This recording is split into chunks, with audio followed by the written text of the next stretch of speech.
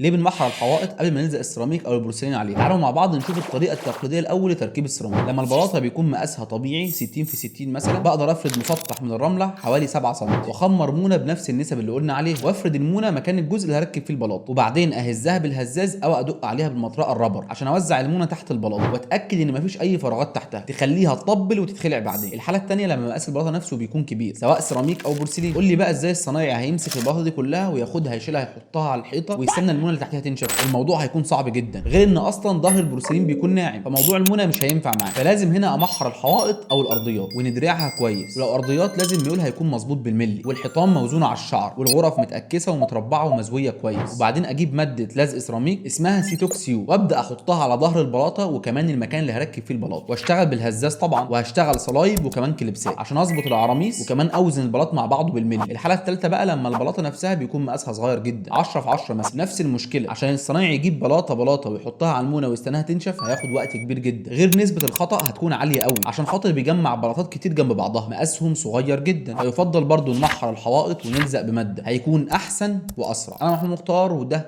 كان فيديو النهارده. سلام.